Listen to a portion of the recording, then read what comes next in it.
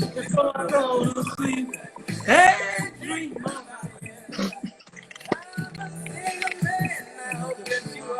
Wait, I'm sorry, I have you on my iPad. Wait, I was in I'm my gonna request you. huh? Hold on. I wanna be on my phone. I don't like how it looks on my iPad. So I'm gonna So we'll request you. start Actually, you over. know what? It's fine. It's fine. Whatever. It's fine. It's I fine. was about to say you look Amanda, clear. it's fine. It's fine, Amanda.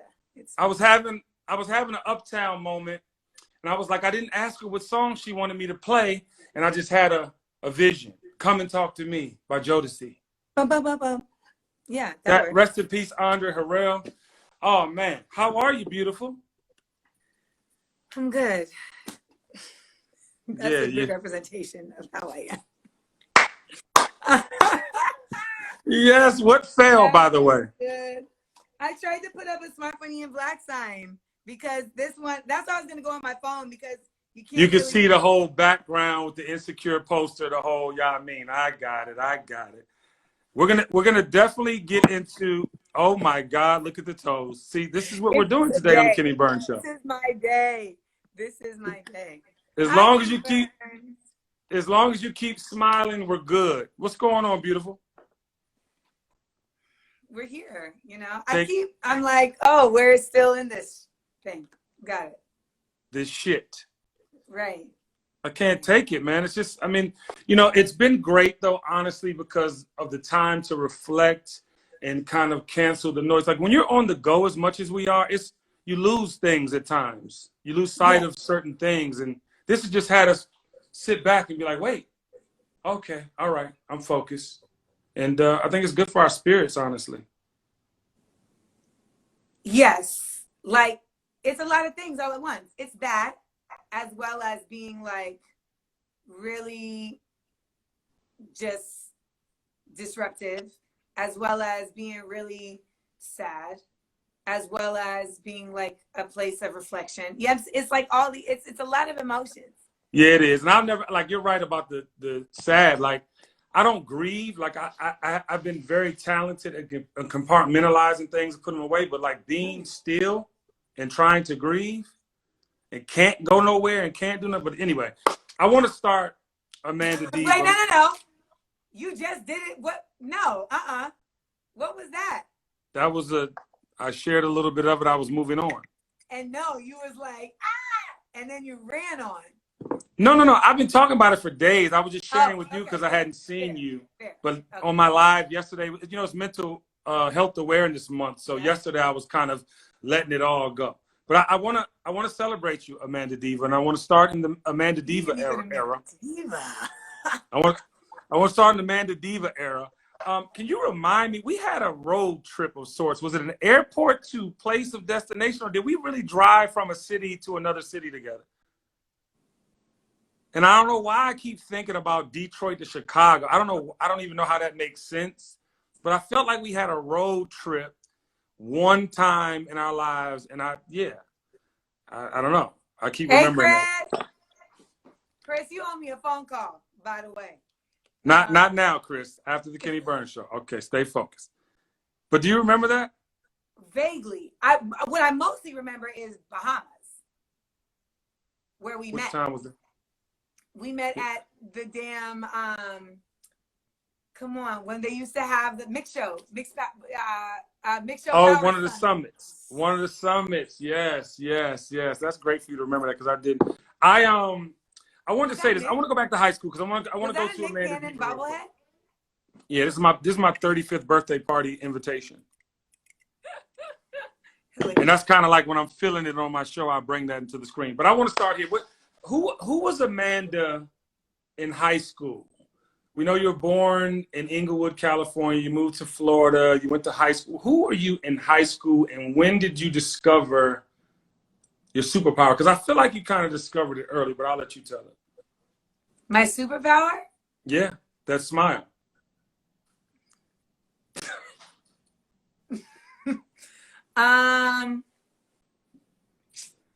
High school, I was flat-chested and loud. The fuck? the women in here, they can be like, they understand that. They Like, were you there. don't They were forget there. that. You don't forget that time. Right. High school, I was a gymnast for the first 2 years of high school. That was like my identity. Like everybody knew me as the gymnast. Like I was always doing flips and handstands everywhere, and I was really little. I didn't know that about you either, by the way, until like you just started flipping on Instagram. I never knew that. Oh, it was very serious. Like I was at school. I was at the gym more than I was at school. School was just like One of some those things. thing like I'm doing this on the way to where I'm actually going. Right.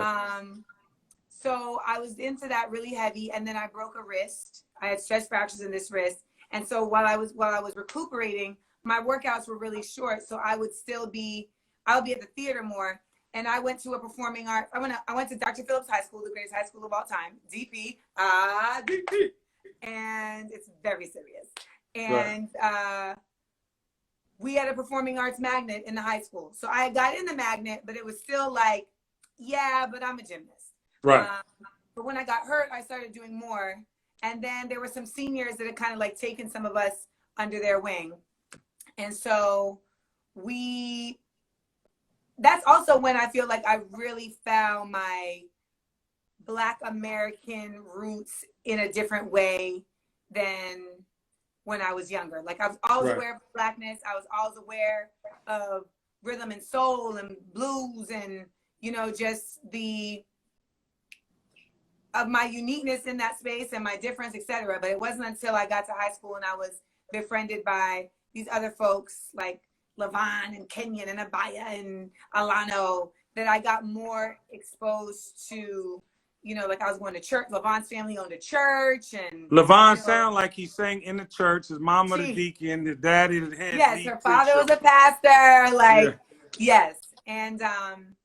And they just, they all came from different walks of Blackness. And so it just all converged, in a real powerful, like I talk about, like, that's when I learned the Negro National Anthem. Right. Like, and so then I ended up quitting gymnastics because then I broke this wrist. After this one healed up, then this one. And so then I was really just immersed in theater for the next 3 years.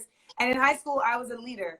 Like I was directing things and, producing things and winning. We won a lot of like theater competitions. And like, I was the person who was like, let's go sing during lunch. Right. And then we get a speaker and mics and we singing, we doing a whole production during lunch. Yeah. And then I would draw. I don't think I knew from high school you went to Columbia and got your master's in African American study or African studies and minored in hip hop. Wow. So it's for a master's, there's no minor, but it's a concentration. So it's how you formulate your studies. So when I went to SUNY Purchase for undergrad, and then there was a whole thing with the conservatory because I was in the acting conservatory, and then I left the conservatory and I was about to drop out of school. And then like I did. And then a professor was like, you can't, like, we got to figure it out. Like, you can't drop out of school. And so she found out that I could create my own major. So they didn't have a Black Studies major there at the time. So I made one up. So I created a Black Studies major. And then I went to Columbia for grad school because I was walking one day. And one of my professors that everyone considered a psychic, he would like hold your hand and like give you a reading. Rich Bova. I will never forget Rich Bova. If I ever get to see Rich Bova again, I just want to say thank you. Why do you have to hold your hand though? I mean, he would hold your hand like one hand. Just playing. Yeah. I'm just playing. But Rich he was like the kindest person. And so Rich Bova, he was like, he held my hand and he was like, oh, you need to go get your master's. I'm like, come on, yo. Like, I'm not done with this yet. Right. I'm and tired. He was like, no, you're going to, he was like, you're going to change the world and you're going to need your master's to do it. I'm like, well, when you put it like when that. When you put it like that, how can I not? Like, how can I? So then I went to Columbia for African American Studies. And at the time I was at Columbia, I was working at Sirius Satellite Radio. And so my colleagues were like Grandmaster Flash and MC Light and wow. Curtis Blow and Red Alert. I mean, there were times I'd be in the studio and I could look at all points of direction and I was just surrounded by hip hop legends. And how old were you at this time? 21. Wow. Legends. Right. And they were also like kind, you know, they were kind and they were willing and they were open to sharing their knowledge and their histories and their experiences. And they also understood like my fervor for hip hop and how much I love. Anybody who knows me knows that like I'm obsessed with hip hop. So Yeah, but you're like you're a poet. You're an artist. I mean that were you tapping into that around that time? yeah, I did that poetry jam when I was a junior in college. That's So they wild. like sent the limo to the dorms. That was like 2002, right? Yeah, you know my life. Yes. Mm. I'm 2002. a journalist. I do research. I just My bad. My bad. yeah, 2002 you did that. But you were an MTV VJ as well. That was not far and around the That was same. '03. And So how was that at MTV though? Because like I don't remember like too many females breaking through. It was like you and Lala, and then as far as black people or black and brown was concerned, like how was that experience at MTV? Sucker Free Countdown. I felt at MTV, I felt very isolated. Wow. I didn't feel like folks befriended me. I didn't feel like I would always walk into spaces like, all right, we all here. Like, let's huddle up. How can we, like, you're that kind of person. Right. I feel like you walk into places, you like, all right, what we gonna do to, you know what I mean? Because let's run the play. So we play in zones. Like, Run the play. that's my thought. I feel like every space I go in, I go in as a quarterback, but if I find out that I got to be the wide receiver, I'm like, okay, if that's what we do. Whatever, right? You know, like as long as we get the ball across the line. But when I was there, it didn't feel like that was the energy of the black folks in the building, and that was a bit of a bummer for me. I mean, you get over it, but that was something that like in my youthful, you know, like excitement and enthusiasm. I kind of thought that was just going to be the MO. Right. And it was not. Isn't that ironic though? Like, isn't like as youth, like as we were so, into what we wanted to do. We didn't know what our ultimate purpose was maybe at the time, but we were into it. We were, like you said, we would come into the building, we'd be ready to go. And then kind of show us, like, or even identify.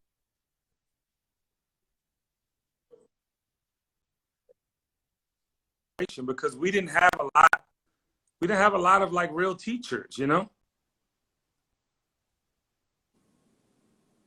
I mean, oh, my experience at Sirius Satellite Radio was just so ridiculous. Like once there was a certain person that came in the building that just disrupted like all the dopeness that I was telling you all about with, the legends around me. Like it shifted when a certain person came in who did identify my superpower, and they identified it before I knew about it, and thus and they made it their business to attempt to smote it out. And they literally said to me, "You're spoiled, and I'm going to expose you to the world." Wow. And he had a little ass chain and a high booty, and it just it really. I don't want to know who it is. Okay, great. I'll text. But he said he was going to expose you to the world as I'm going to help you. No, like tough I'm love. going to expose your flaws to the world. Like that's what and I'm 22. I'm 21 at the time. I'm 21 at the time, and I'm in like this is my boss. Like I want this person to be on my side, And so and I've learned and I've learned over time that he did this with all of the women that he worked with in that building. That he was an incredibly toxic employer.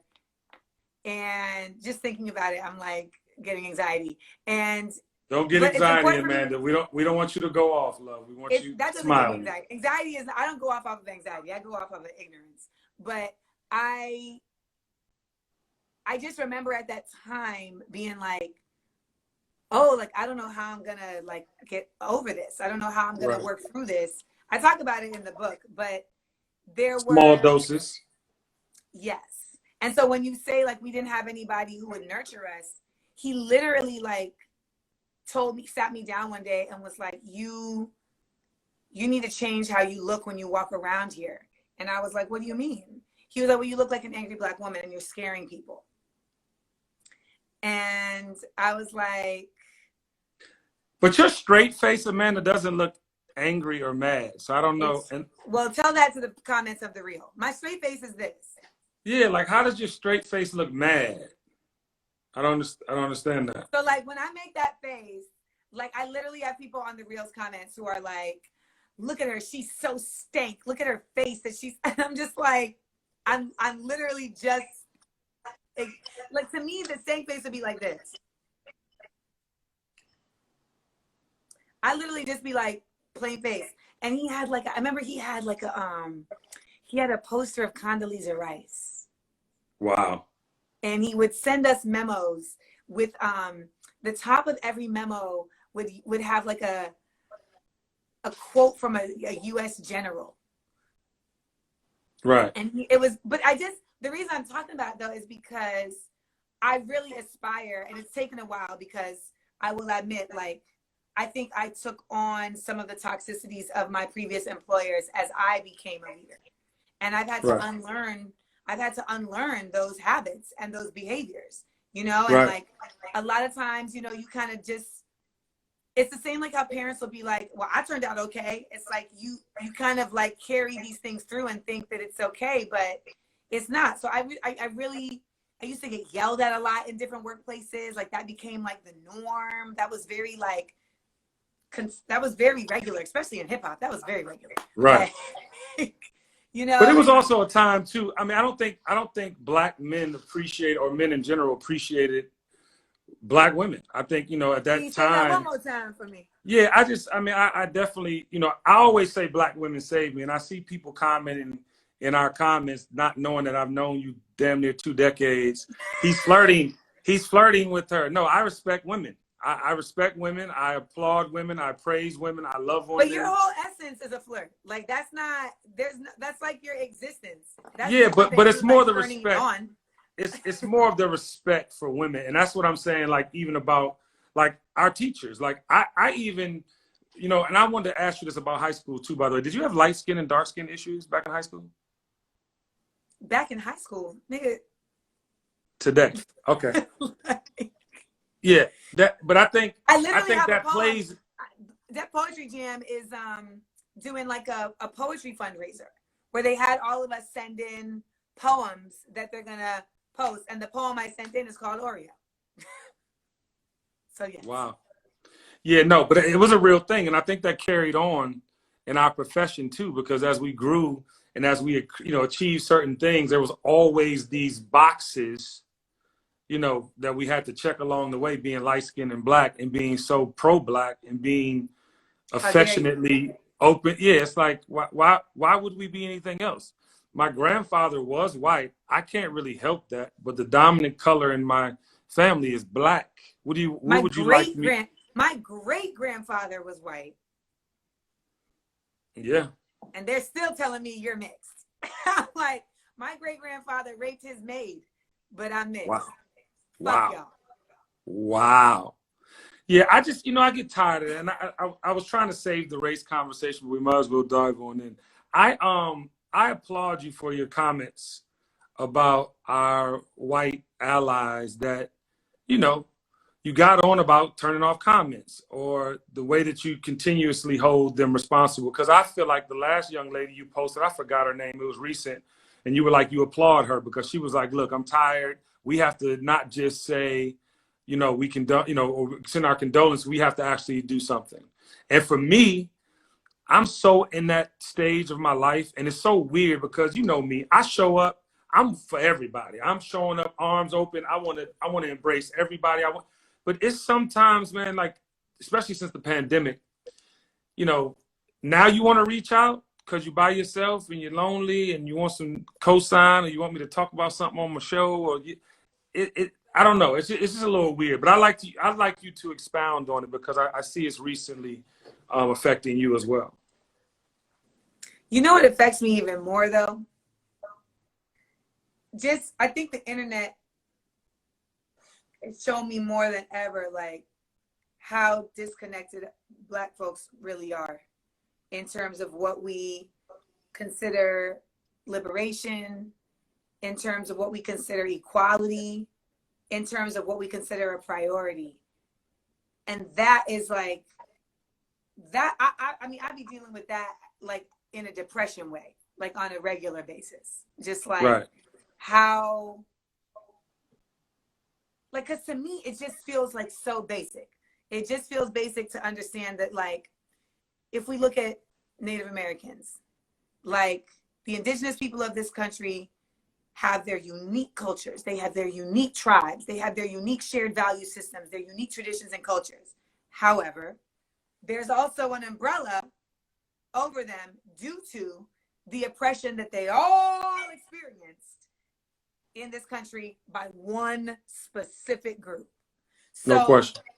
even though you have your unique points of entry into the conversation, there's still a unified part that we can all like buy into or focus into that should lead us in togetherness in certain ways. And it just, it breaks my heart that as Black folks, we are unable to do that and see that.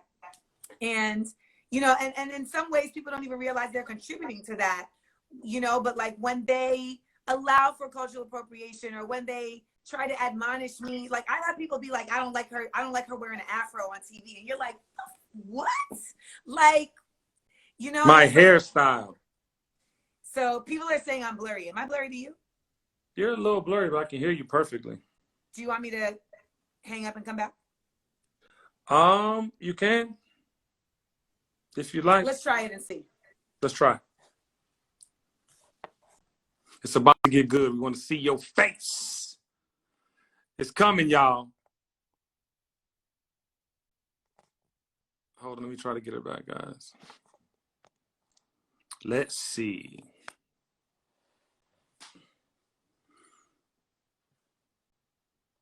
Answer on your cell phone.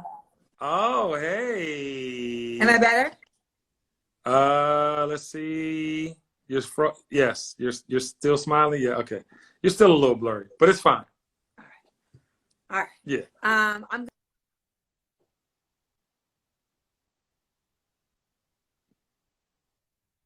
What'd you say? I'm now I'm just on the Wi-Fi. Yeah, so that's what saddens me. Like, I don't expect much from white people. Yeah, so I just want to share this with you. So I am I'm super positive. I come in love, right? But I'm getting to the point where like I feel like the change has to be so drastic in the way that we deal with people, period. I mean, even our own people, right? Like, you know, my recent comments on Puff's page about how he just jumped out there, right? And there was nothing substantive behind it. I want to hold people that I look to as superheroes or people that have been leading us culturally. You know, I want to hold them responsible for their actions because, you know, if you say something, Puff, that Little Baby hears and he puts it in a song, and my son, who's a first-time voter, goes out and basically just, you know, it's been diluted down and told not to vote or we're holding the vote hostage or whatever it is, I just felt like irresponsible. Now, clearly, I know you're with the Black agenda. I'm with the Black agenda. Everyone in this world should be with the Black agenda and you know, specifically how we've been treated and how the laws are set up against us. But like, I'm finding it hard, back to the point, in just dealing with like fake anything, right? Correct. And people dealing with me as if I'm not educated. And to be quite honest with you, on the political side, prior to Barack Obama, I was not into politics at all. And when, you know, Hillary had the opportunity, you know, in the last election, I didn't do my part as a leader in culture with a voice to make, you know, to try to make some type of impact. And I vowed, you know, for this time to, I mean, first and foremost, 45 has to go. We all know what Biden has contributed to mass incarceration. I am a product and victim of said bills in '88. Would have been in jail probably still if I got locked up in '92. So I'm just trying to be thoughtful in my process, right? I know people like yourself, Angela Rye, who I had on the show, Killer Mike, who I had on the show, Sean King. Me and Andrew on the phone for 2 hours this morning. Yeah, who I've had all of the politicos, the Black people that are on the front line daily, you know, fighting for us. I've had you all on my show. But I do feel in a way though, like sometimes we talk over our head. Like, you know, people are so smart and so thoughtful and so researched that we talk over the layman's head. We talk over their heads. It's you can't comprehend something you don't know, right? You read headlines, shock value, this artist says do this. You read headlines, Trump said grab him by the pussy. You don't go into detail and what, who, what. So my thing is, I want to be more thoughtful. That's why I'm having discussions with people who are on the front line like yourselves that take the verbal abuse, that finds the facts and presents it to us, because I want to do my part. And I just think that a lot of times for me, though, the rhetoric from us and from the politicians, it just goes over the layman's head. I just want to figure out a way to kind of communicate better. Well, you know, you're a marketing guy. Like, maybe that wasn't your necessary like course of action. You know, you were A&Ring, but even as an A&R, there's a marketing mind in there, because right. It's choosing like which songs best sell this artist and their talent, etc. We don't, as okay, you said layman's terms. Angela's always like, Amanda, you a philosopher. So now I'm trying to be better about like putting the thoughts on a basic plane, so I can be like your friendly neighborhood philosopher. No, you do you, baby. That's the only way we want you. You said a lot. So one, let me write things. So one, I want to talk about holding the vote. Two, I want to talk about getting to the people. And three, I want to talk about fakeness. So we'll go backwards. So the fakeness. Grab that pen and paper, baby. You know what I'm saying? If you get stuck, ladies and gentlemen, write the shit down. So the fakeness is like, especially with what's going on right now in this world, like if you are a person of any substantive realness, like you just can't handle fakeness or inauthenticity right now, because we're in like a life and death time. So it's like, it just seems like a waste of energy to even entertain anything of that nature, because it feels like you're literally we're too mortal right now to even be able to give a morsel of that energy to that. So when I see you say like we need something drastic, I always say there's a multi-pronged approach to revolution. Like Smart Funny and Black's logo may look like it's just some like cutesy little images, but it represents a multi-pronged approach. Rebel fam, woke fam, culture fam, and fly fam. Fly fam. Yeah. And what it speaks to is rebel fam is we got to fight. Woke fam is we got to read. Culture fam is art. Fly fam is innovation. And you're going to have to combine all of those things. And some people have all of that in them. Some people have one more prominent or two, etc. When we look at like white people of this country, they never in a cohesive way have had to question like their change in identity. So it would take white people who know themselves to not be aligned with that rhetoric to stop calling themselves white people. It would take them othering. Oh. It would take them having to other those folks. It would take them having to vilify those folks. It would take them having to be willing to forsake their privilege. And that is what a lot of folks are afraid of, or are not able to do, or not aware of. They're not willing to sacrifice that. We have seen, today is Malcolm X's birthday. We have seen so many folks come before us, and Malcolm talks about like, Black people have to be willing to die for their freedom. And, you know, in a lot of cases, like that doesn't necessarily mean your physical being. You know, your stream of income might have to die. People say to me all the time, I don't want you to get blacklisted by Hollywood. You think you ready? I went to school and I cultivated all these different art forms so that I would never have to defend on these motherfuckers to keep me afloat. Never. Yeah, right. I want to say this. I want to say this, Amanda, and I just saw it in the comments. So like privilege, right? We always talk about white privilege. I mean, this United States of America was designed so that they would benefit and flourish. I mean, from the Electoral College, I mean, the whole shit, right? But my thing is like, we as Black and brown people, we really control the narrative of creativity in the world. So how are we not able to create this new function of the world we want it to be. And I know it's power. Because we don't have unity. No, I know that, but at some point, you know, at some point it has to be, because guess what's happening? Racism is a dying ideology. Classism will take over the entire shit, and it'll be rich and poor. You see all those movies we see on television where you got the Hunger Games and you thrown out into the wilderness, and inside this big ass gate is the light. That's what they want. So I think I'm just trying to get to the point of how do we mobilize our people, because action, like more than ever, and our forefathers died so we had the opportunity to be in the positions we are. I'm gonna get there. I have a whole. I'm gonna take you on this road. Okay, all right. Come on, sister dear. Someone just said it. We don't love ourselves enough. So, and I saw your post on Black Love, and I wanted to get into that too, but go ahead. But that is like that to me has been the most effective work of the Willie Lynch syndrome, is us of dismantling a unified togetherness and community. That's what, and with Smart, Funny, and Black, like when we do those shows, my intention is to use comedy to bring culture to remind us of our community.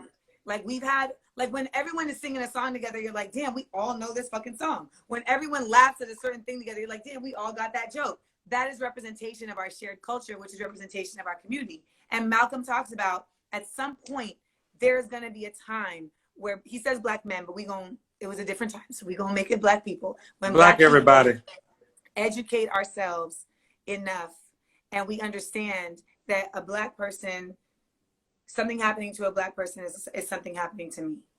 And right. When we reach that point, then we will be able to overcome. But you can't have that without love. And that's why when we chase materialism and we chase all these other things, we're not realizing that, like, we're not teaching ourselves to love ourselves individually. And I believe that if we did love ourselves more individually, that trickles down, because when you love yourself, you want to be surrounded by love. So then you start extending that, you know? And so when we talk about like, so then from there, you talk about, well, damn, how do we change that? How do we overcome?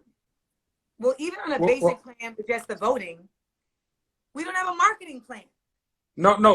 And that's where I want to jump in. That's where I want to jump in. Because he had a really good marketing plan. And his marketing plan got to the hearts of people who felt forgotten. And so people like Joe Biden don't feel like they need to do that with us because they feel like we're going to show up regardless. And I don't believe that in the sense of there's no greater danger to our world, Black and brown, than Trump staying in office. The amount of judges. Not everybody believes that. But we're talking facts. If you don't believe, not everybody cares about facts. No, but we have to. People get mad at me every day on the Real. People get mad at me every day on the Real for just speaking facts, and they're like, "You're annoying us. We don't want to hear about that." But what I'm saying is, Amanda, at the end of the day, though, you cannot continue to create divisiveness in a task that must happen. If Trump already has 200 plus judges along with 2 Supreme Court judges, if anybody Black and brown can't understand the effect of those numbers right there alone from a local, state, and federal level, it is shit that you would have to peel back for generations again. And my point is, the reason why I try to jump in the ring with some sense of calm when you know I'm the hypest motherfucker on the planet is because I think at the end of the day, we continue to pull people apart. Like you, Angela, and a couple other incredible dope sisters, released this video. I posted the video, right? But then I got to I posted it on Blind Love for Y'all.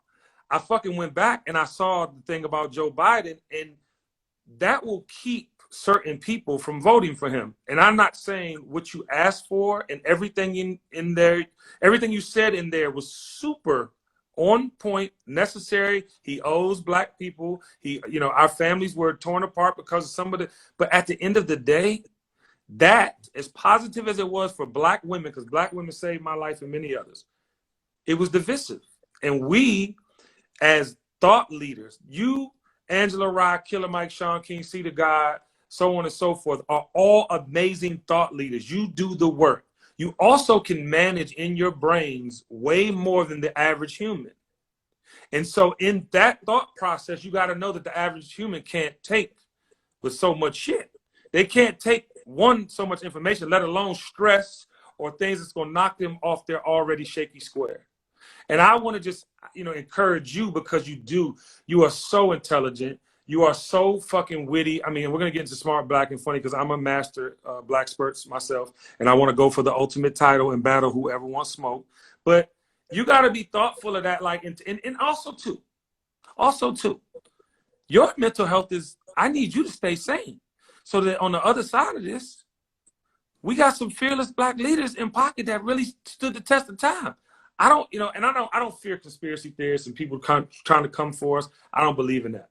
I think social media kind of helps us in that favor. But anyway, I think like that. And that's why I want to have conversations with contributors daily. Like you said, you contribute daily. No one's second guessing what you do on the front line or what you mean for us as a voice. But I just want to share that People little second bit. guess that. People second guess that all day. I said but I don't. I do need to counter though. Okay. That message was not divisive. I think it's very important that we understand the difference between worth, value, and support. And I'll start here. Black people in the political space are often reactive. The white people who run the political space are strategic. So we are oftentimes just moving in reaction to what they have already planned 10 years ahead. Thus, we never have leverage. We are never coming from a place of come to us. We are always coming from a place of go to them.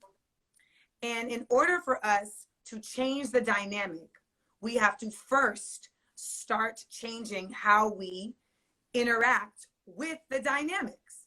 And oftentimes we are moving simply just in flow with, well, where do y'all need us to be? And we gonna be there. The fact of the matter is, Joe Biden has done a number of shameful acts that have impacted the Black community in his role as a Democrat for a very long time. So he does also need to show us that he's going to do something different. You see, what a lot of people also forget is that these people come in these positions and they're not looking at it with the ethic and moral responsibility that we hold them to. A lot of them are like, I'm getting a job. I get to be the president. I'm going to be in the White House. I'm going to be in history. They're not holding the true thing. And I say that because, like, people do the same thing with people getting roles on TV. So imagine with the presidency, right? So us making that demand is not about being divisive. It's about showing some fucking moxie. It's about pulling your balls and your ovaries out and saying, this needs to happen. Now, the conversation can be fluid. It's a demand, right? And it says, this is what we need and this is what we want from you. And you need to show it that. But as you should know, as being an exec, like, you can't go into negotiations soft. Like, you can't go in like, but if you don't, it's fine. It's fine. You can't. And Black people need to start being a negotiator at the table. But shouldn't we have jumped into the? I mean, I know you have, and I'm talking about would have, but we didn't. So no question. But Black people did in the primaries. Yes, no Black question. people who saved Biden's primary. You know, because the reality is that we have become so apolitical because I think a lot of us, myself included, are just disillusioned. You just feel like, what the fuck am I here for? Y'all ain't doing no shit. Y'all don't care about us. But then if you really stop and decide, well, if I'm going to live here, I have to participate. Be a part of the processes that live here. And I think what a lot of folks have to, like, people are like, we can't have Trump again. And it's like, y'all don't understand, whether he's here or not, he's already done the damage. Like, no the question. Supreme Court justices that you talking about, like, that shit is It's real. And it's not just the Supreme Court justices, it's the judicial system, right? So when you talked about the 200 judges, that's when you have to start getting strategic. Like, well, if he's going to have all of those, then we need to vote the right DAs in, right? Like, we need to vote the right governors in. We need to vote the right senators. Yeah. You know, and like that concept to me is what when you talk about like how like regular folks don't want to hear that, because that sounds like work. That sounds like no, but work. but and you know what? Imagine the work working hard as hell already. Right. Imagine the work around the people that adore you and follow you. Like they don't have the information you have. You will be on your pulpit, like we all will be, pushing whatever agenda we see necessary. And then when it comes time to vote, you're going to vote for Biden. Are you not? I haven't decided what I'm going to do. Okay. Well, in the event that Trump stays in office, do you not think that the other seats on the Supreme Court justice that might come available, he's not going to continue to do harm? Do you think that the governor will? No, but will. So my point is, but the other positions that we're voting for are not about. I think we get caught up in the presidency, not understanding that the president has no power if the other people around him are not in support of him. Look at Barack. We voted Barack in, but everything else was in shambles, and so he didn't get anything passed. Yes, but just like Barack, though, Barack was a great example of a black couple holding themselves at high regard and showing up. But I mean, when you look at policy and all the things that were done in his 8 years, I don't know how much benefited black folks ultimately. Yeah. I'm saying that we are now, you and I, we're in that age demo where our children, our nieces, our nephew, our godchildren will have a better chance if, like you're doing, holding someone responsible. But there's ways to do that when Biden gets in office, just like before he gets in office. This is 6 months out from an election where you've been on the ground working and others like you. But we, as laymen, we're, okay, it's time to vote. Who do we vote for? Like your mama, my mama, they went to the church to get their information back in the day. Someone just said Barack got a lot passed. Barack did not get a lot passed that helped black people. So stop. When we say Barack did not get a lot, and this is why I'm saying I stay even, because you and I, we're really saying a lot of the same things. You want to Malcolm X and I want to Martin Luther King. I get it, because we have to demand, and we not only have to demand, we have to start receiving. But then people like that, they look at just because a black man was in office that he did all these things for the black community. It absolutely did not happen. And this is the game of politics. And that's the game we don't play. We don't even know that game. So anyway, but I think that's what these conversations are about. Like, that's why I said it's going to take marketing. We have to excite people about this process. We have to make people feel engaged. We have to make people feel like it matters. You know, like people have to be excited about politics like they're excited about Erykah Badu talking to Jill Scott on Versus for 3 hours. So, you know, in order to do that, you have to identify, well, what is the unique entry points to your community and what excites them that is different than somebody else? You know, when you look at the white people involved in politics in this country in a big way, a big part of their entry point is simply just economics, right? Yes. Like they vote based on their economic interests. That's how they're able to say, well, Trump makes sense, because they don't care about ethics or morals, because they're like, if he's going to make us make dollars and cents, then he makes sense. And I can deal with the ethics and moral when I get to the pearly gates. Right.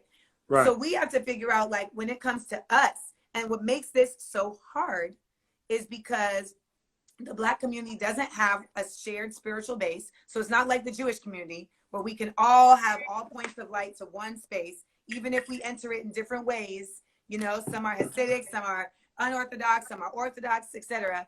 They're still base. The one, right? They're still base. The one, right? We don't have base, right? You know, and so we are. And I think the biggest thing that I want to say is everything that we're saying is necessary. It takes people talking about it. It takes us moving in a direction.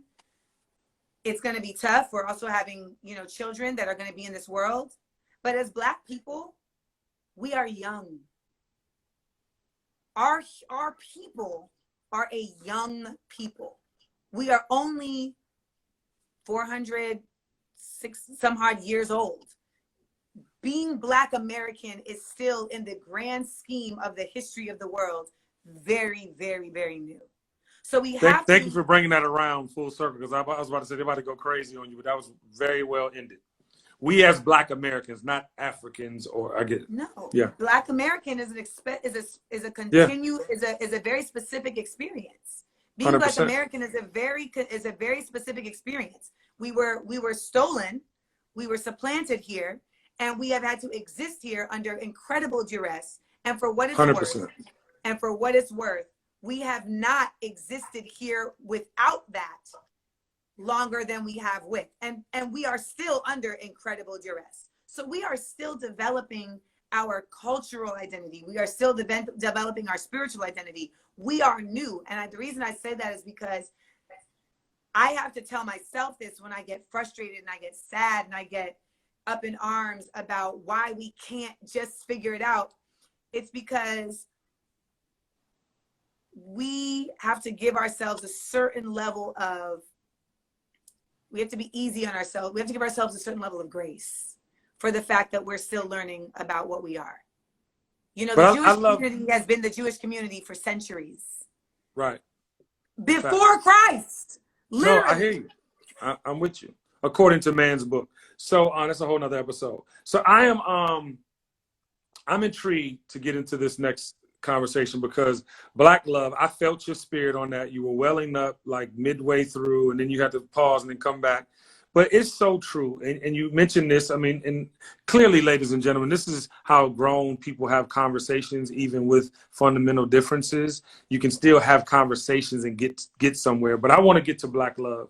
And I think that's one of the most important things we have. Like the way that Black people love, like when we do love, the way we, you know, in theory, like I think people try to take it out of context like that, you know, we don't love our community, or we don't have love in our community. We have, you know, we do atrocious things to one another. But at the end of the day, I remember growing up and the neighbor down the street would be looking out for me just like the neighbor 4 blocks away, or so forth and so on. And, you know, I think that the way that we love, the unconditional spirit within us, will allow us to get to that point you were trying to make. I just think that we've had a lot of false prophets, Amanda. When we look at like entertainment, and when we look at like the people that speak for us as a culture, quote unquote, you know, it's a lot of false prophecy. It's a lot of, you know, selfishness in the rhetoric. It's a lot of, you know, purpose driven, whether it's products or whatever. And I just feel like, you know, it's time. And that's why you're so important. That's why See to God is so important. Angela Rye, even Killer Mike, like Sean King, like we have to be vulnerable in a way now, unlike any time in history. And even as a Black man, trying to be vulnerable in this world, we always feel like we have to have our chest out and we have to be these, you know, overachievers, and for Black women as well. And I don't know. I think that's a whole campaign you need to figure out how to run and help galvanize. I do, because I mean, not only are you, you know, you speak about it often, you're a single Black woman at that. I mean, I don't know your status this week, but I would love to know more about that. Not your personal I mean, status, there's a Black man that I'm in love with, but we can't. Who? We want to know. This would help us in our understanding of Amanda Seals, aka Amanda Diva, formerly known as Hello. You're in love with the. You can't say. Listen, you cannot say I am in love with the man and not share that with us. Yeah, I absolutely can, and I just did. Amanda, no, it's not gonna work. I'm gonna sit back and just let you. I'll text you about it later. I'm not telling everybody my business. But no, speak to the Black you, love. my nigga. I could tell you. But I want you. I think that's one of the biggest. And I think once we get to love, we can get to everything else. Yes, but that's what I was saying. There's so many obstacles on that route. And I get a lot of heat from a lot of people who say Amanda Seals hates Black men. For some of those people, they're saying it based on a lie that never happened, and I can't do nothing about that. Then there's other people who say that simply because you know, the way that I speak about ways in which we would love for Black men to interact with us as women, you know, ways in which we would love Black men to interact with themselves, etc. And, you know, in my development, just as a person, like I have had a lot of healing and breakthroughs that have been able to uncover like the source of certain anger, the source of certain sadness, you know, that relates to that, right? But at the end of the day, a lot of Black women, our desire is to love Black men who can love us back. And loving Black men is easy. Y'all are fly, like y'all got, you know, y'all got love in you. Like you have so much to love. You have so much to love. You know, you, especially like Black men who understand their role as, you know, men of the people who love their children. Seeing a Black man love his children is one of the sexiest things ever. Like just being able to be there and give joy and like wellness to his kids. Like that shit is like, but his ability to give that to you is not the same a lot of times. And a lot of that has to do with so much trauma that has not been dealt with and that has been unable to be dealt with because you have the trauma as a child, then you got the trauma as an adult. And you don't even get a chance to go back to the child trauma because you're dealing with the adult trauma. And Facts. And so for a lot of women, we have found and prioritized getting to our trauma and unraveling it and getting in the weeds and really facing it. And I always say that my actual superpower is facing the truth. And you cold. You're a cold one. And you're vulnerable. I love the vulnerability in that offering as well.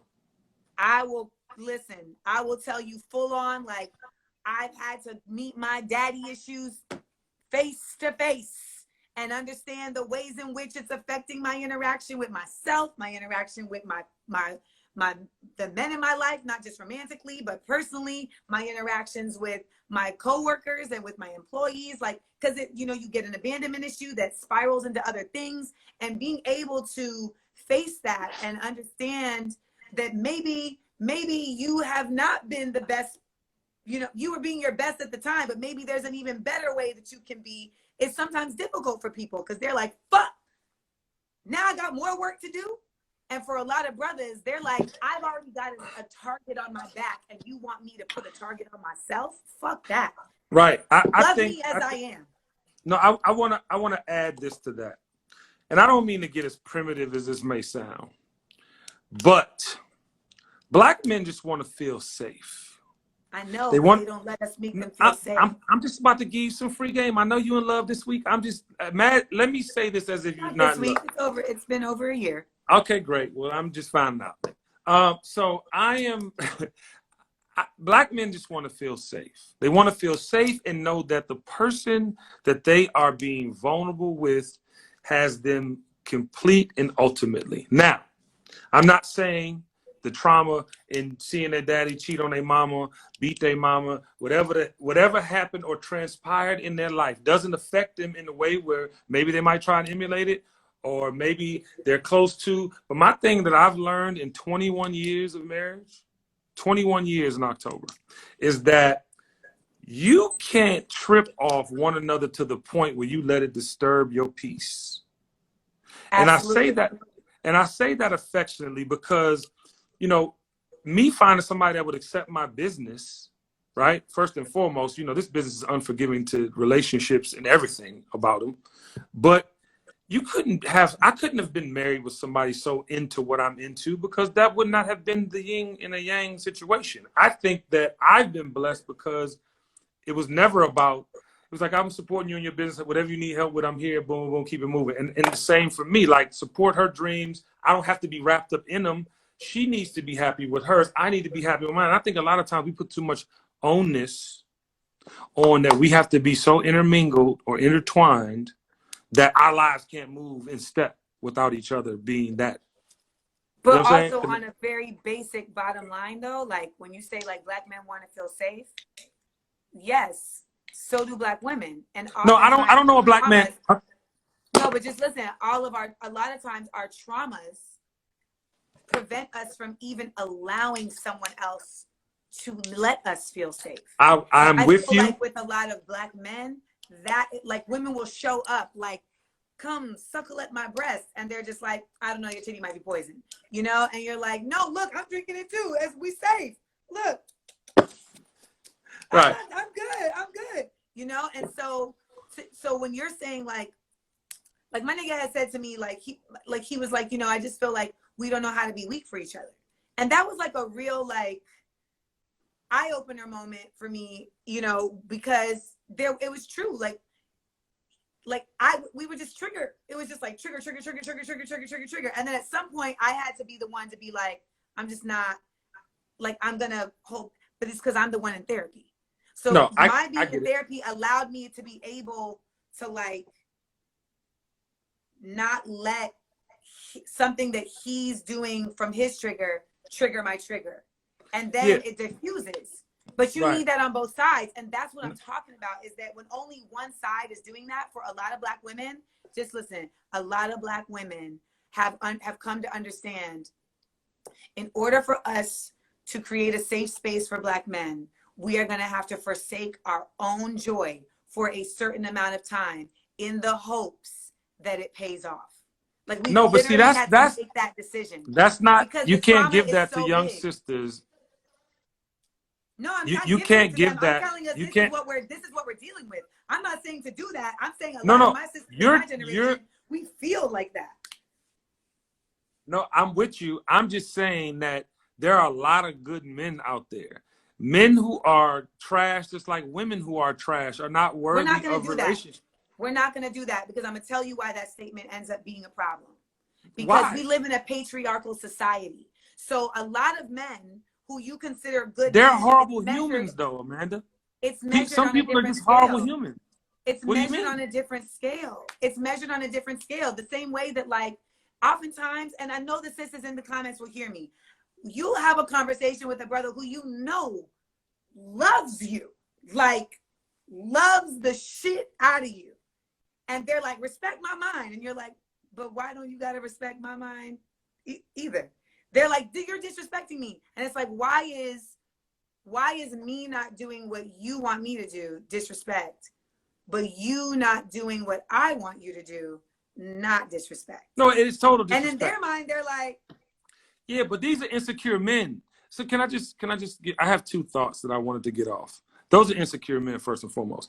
But I think what you can't just do that. You can't just say, oh, those are insecure men, doesn't matter, because it goes back to the bigger conversation of trauma. I didn't say nothing So didn't matter. I'm just you've saying, been married for 21 years. And as a woman who's been out here dating men, I can promise you that what we have created because of this country and its history and its trauma and brothers' inability to inability because of all the shit that's going on to be vulnerable with each other, it creates generations and generations of men who don't see the power in selflessness.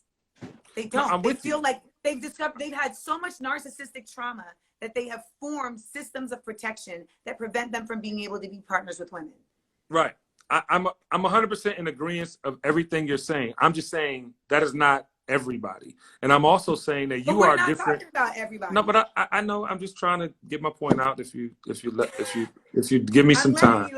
I'm like, because you. And I'm with you. I'm first of all, you're in love. Whenever we do that and we say it's not everybody, it's like, well, we're having a discussion in a general space. So when you throw in it's not everybody, it's like, well, no, but you get specific. No, but you get specific, Amanda. Then you get broad. You get specific, and then you get broad. I'm just going to give you this. Give me an example of when I got specific and when I got broad. When you got broad, you talked about our history as a people and why traumatic experience. I mean, you kind of put that into one thing, and then you got specific about when I said someone can be that way, or someone acts that way, or wants to be safe, or you know what I mean. Like we both been going back and forth with specifics and broad topics. My point for you was specific because I'm saying, one, people that date older, it's harder. right? Because you become stuck in your ways. There are things that you've experienced that you bring into every relationship, and that's a part of the process. I'm just saying, it's a fact. I know 100 people right now that are dating in their early 40s, late 30s. And my point Wait, let me is, pause you for a second. Stop sitting on here and telling me let him speak. I'm the fucking guest on the goddamn show. So I'm going to speak as the guest on the show. why are you worried about them and not Go me? on, Hello? please. I'm just Me, like, stop. I'm the guest me, on the fucking show. I was brought me, on here to speak. Go me. ahead. I want you to speak, and you're speaking so eloquently, Yes. especially when you smile. I'm saying, Amanda, that I just want to wish on our people, and the reason why I even want to talk about Black love, because I think it's a process of learning. And I think we as a people give up on things too fast in general. Like we're just Yes. oh, it's not working, let's keep it moving. And that's what the point I was trying to get to, because I think like even with you have been in discovery mode as long as I've known you, because you are creative. And I'm not speaking to you like I know what you've done, boyfriends. I didn't know you was in love for over a year. I'm just saying, I know that as creators, when we're on go mode and we're in the mix, it's hard to focus on things, even ourselves at times. I just want to wish for young women and young men to be understanding going in that it is work. This whole relationship thing, being in love, loved, being selfless, this is work. This ain't no turn the water on and, you know what I'm saying? It's over. You got to add the bubbles and, just, you know what I'm saying, whatever the bombs, and to have the ultimate experience. You have to do the work. And that's all I wanted to say. But I thank you for letting me get my word out. Ain't nobody scared of you. But I want to do one thing, because I want to take this in a totally completely different thing way before I get to Smart, Black, and Funny. Here's some Amanda Diva fun facts, ladies and gentlemen. I don't know if you knew any of these. You might want to get out a pen in the past so you can make fun of her later. You replaced Natalie Stewart in Floetry and went on tour with Marsha Ambrose. Is that a fact? Yeah. I didn't know that. Mm-hmm. For a whole summer. You did all the poetry parts? I did not know that. I did the poetry parts. I did, we had new songs. That's a whole book in itself. That is I never knew that. I've known you. I knew you during that period. Another fun fact: you on Q-Tip's Grammy-nominated album, "The Renaissance." What was the song name, Mama? What was it called? Man, Woman, Boogie. Man, Woman, Boogie. All right. Well, how many EPs have you released, Amanda? You literally have albums out here in these streets. I do have albums. 4, right? Life Experience, Spandex Rhymes and Soul, Madam Monochrome, Technicolor Lover. Dope. Yeah, 4. And lastly, as you get your chi back together, I would like you to give us. My chi is not together. I'm Stop. Come Joe, on. I That's can't not play. a funny joke. Go on. Okay. I love you. I just wanted a bar, whether it be poetry or a rap. I wanted to get something, and it could be topical, it could be freestyle. I just wanted to get a moment from Amanda Diva, not Seals. My pulse, the inner rhythm that tempers the cynicism I get from living, existing as more than an organism. Vocalism, never underestimate my pen. I delegate the visions of the risen. I decimate opinions just as divas on a mission, moving with precision, automatic pilot, self-driven. Tricking the system into giving up the goods of capitalism. Don't smoke the ism, drunk on realism, egotism. Never tripping on my own too. I grew to view this world with more eyes than two. I'll be perusing through the bullshit, uncovering the truth. Yes, it's a dirty job, but something that I gotta do. My crew, thick like southern chicks with soul like Afro pics. Born in the west and blessed the east. If east, I'm politics. 6 cents I'm holding, though I'm broken, trying to find my way through the melee to tomorrow, trying to change the pain of yesterday. Give her a round of applause in the comments, please. She is a thespian.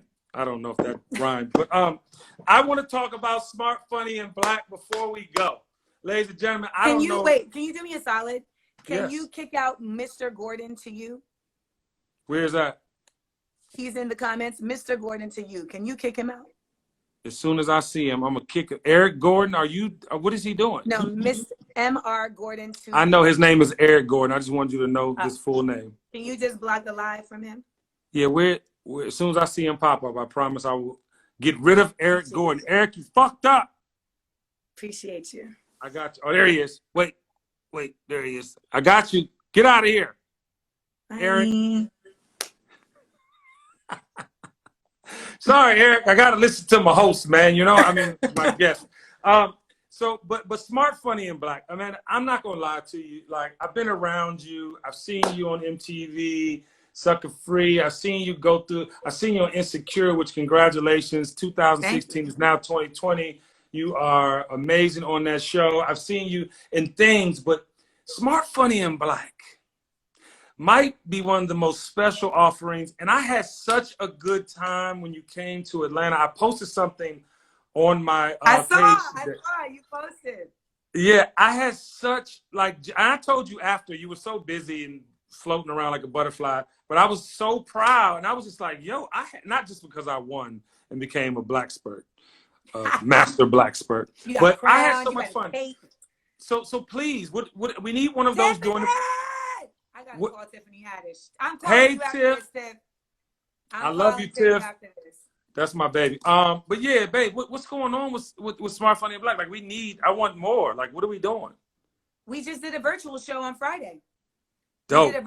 We did a virtual show on Friday. We sold like 2,700 tickets globally. It was mind-boggling. Because someone's from Grenada said you must be from Guam. I'm from Montmorris. You know I'm a Mong. It was honestly like we were supposed to do a show in March in LA with Kyla Pratt and Flex, and then of course this all happened, so we paused it. And you know, as we tumbled into this pandemic, you know, you were kind of like, well, are we gonna do, like, is this gonna last? Remember that time when everyone thought April 1st this would all be over? Remember that? Right. Yeah. That was a time. I remember that when people were like, this will be done in 2 weeks, and now it is May 19th. But the thing that I was really focused on was, so for those who don't know, Smart, Funny, and Black is my Black pop culture game show, but it's more than that. It's a live music experience. Like, and honestly, Kenny, since you did the show, we have just grown exponentially. We've added other things into the show. We have such a well-rounded experience, I feel now, that really helps to balance like the jokes and the comedy and the music and the pop culture and the jokes and the history. Yeah. And now we were supposed to do a festival at the Kennedy Center in July. Wow. A 3-day festival at the Kennedy Center in July. So we were really excited about that. But when this pandemic hit, it became, okay, how do we still bring this to folks? Because I think people would still want this, like, you know, in this time. But then I didn't want to do a Zoom. You know, everybody, it's like, you'd be like, that shit is whack. Yeah, bro. Yeah, that shit is whack. So I was like, how do we do this in a way that is a virtual experience, so that even when we come back from this pandemic, there's still ways for us to do a live show that feels different, but still the same in terms of its core as a virtual show, because it really was dope that people got to experience it who aren't necessarily in cities that we've been able to get to, right? Like, Seattle hasn't been a city we've been able to get to. And a lot of people got to watch the show who are always like, when are you coming here? But as you know from touring, it's like there's certain cities that are just Miami. They're hard to get to. Because the bus, and then you got to fly, and you can fly all these people. So long story short, we did the show on Friday. The next one is going to be on Juneteenth. It was so draining, though, because I'm so used to the audience. And as a performer, you give and they're giving you something back, and it's an exchange. When you in your mama house in front of I had the computer on a Nike box, like, it ain't the same. It ain't the same.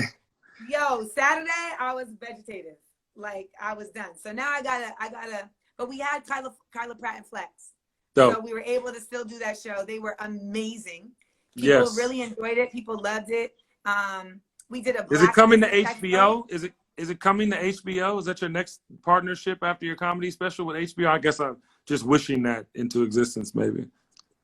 I would. There's a lot of different stuff that I would. Actually, let me be real. That's not true to my I don't even want to be in Hollywood anymore, to be honest. So at this point, I want to do my own show at some point. And it doesn't need to be at this point, but at some point I would want to do my own show, and I would want to do it only if I have a deal like Louis C.K.'s deal was when he had his show on FX, which is we send you the money, you're going to do the show, and then you're going to send it back. Well, I will say this. But Smart Money in Black, I wouldn't give to them. I wouldn't give to anybody. You do a great job in presentation with that event, especially on the budget that you have. So I can imagine if you had like a real budget to get busy, like that would be amazing. And Netflix has $22 billion, by the way. Yes, but the thing is that when you sell something for Black people into commerce, you're now bringing in people who don't care about Black people into how that is done.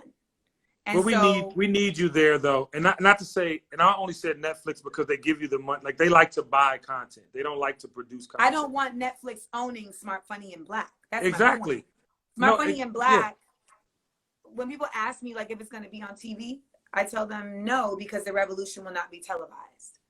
The only way for Smart, Funny, and Black to continue to be as much of a tool as it can be for Black excellence, for Black I'm back. My phone rang. For Black, well, you're a very popular man. For Black empowerment is for it to be uncompromised, and so the minute you sell it into that commercial space, it becomes compromised. And I was driving through Grenada at Christmas 2018, and I realized that because we were in the process of selling it to YouTube at that time, and we had already sold it to another network, and I took it back because their number one concern was, will white people get this? Are white people going to be on the show? And we want to make sure we're not making a show just for Black people. That's a direct quote. Wow. So I said, let me just take it back. And we ended up selling it to YouTube. And there were some things that were said by, just different people on my team. And I realized like I had this epiphany while we were driving in St. Andrews, and I was like, oh, it has to stay live because that's the only way I'm going to be able to protect it.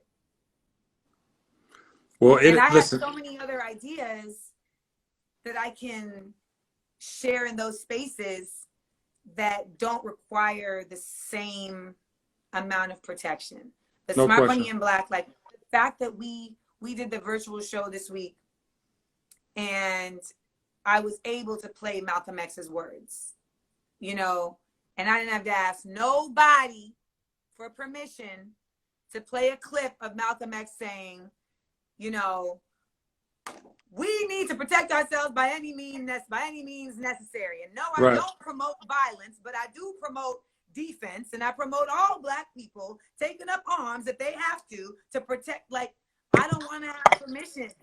I don't want to ask Karen for permission to educate and empower us. We say a Marcus Garvey quote, and then then there's like Black platforms. But the unfortunate thing is a lot of Black platforms, they don't necessarily feel comfortable being that radical either. So it's not to say that there isn't content I have that maybe isn't as radical, because I have a spectrum. But Smart, Funny, and Black is Smart, Funny, and Black is organic. It's cultural, it's organic, it's authentic. I love it. It can't be watered down. Yeah, no, and it won't be. You would really enjoy it. It's like it's current iteration. I feel like you'd be in there like, I didn't even know it was like this now. Yeah, no, listen, when I came there, you had them swag surfing, you had I had the whole rant about the do-rag, you had the choices. It was just dope. And the people are dope you work with too. So shout out to those people as well. You had a band. We had them swag surfing we sold out the Kennedy Center concert hall and had them swag surfing in there. And I know Nixon was just like, damn it. Right. Great. Well, I want to say this. I think that you are just beginning.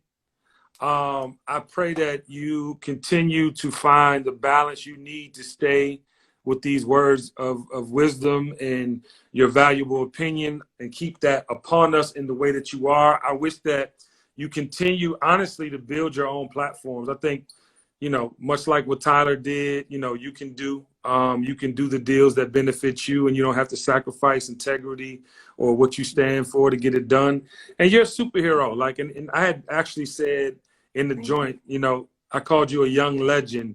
And what people don't realize, for Black people to get where they want to be in our lifetime, it takes a legend to get there. You've been in business for yourself over 20 plus years. And I meant that affectionately. So I just wish you peace, sis. And I need to know what's happening offline about this last year of love that I know nothing about. And I'm happy for you. Thank you. It's been a doozy. But I will tell you this.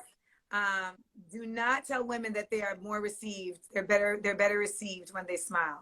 That makes you sound like a dick, and you are not a dick. Oh my God. Okay. Thank you. All right. Thank you. I appreciate it. I meant that with all love and sincerity. I know you did. I'm just telling you. All right. Because it's like I say in my special. Yo, why you not smiling, ma? Yo, what's wrong, ma? Why you ain't smiling, ma? Like, did you ever think, Amanda, for 1 minute that maybe that's why I said it? Just curious. I'm not questioning your intention. You're smart, funny, and Black. Take the note, Kenny. All right. Thank you. Note taken. Thank you. Love you, sis. Keep going. I will. We ain't got no damn choice, and we in the house. And we here for you. Thank you, babe. Bye, babe. Smart, Funny, and Black, one of the greatest programs ever created. Love on Amanda. Love on all our Black sisters out here on the front line doing the work. And listen, man, Black love, one of the most important lost arts of all time. I wish you all find it, and I wish you all have it for the rest of eternity. Tomorrow, a very interesting show. Stay tuned for the announcement. Love.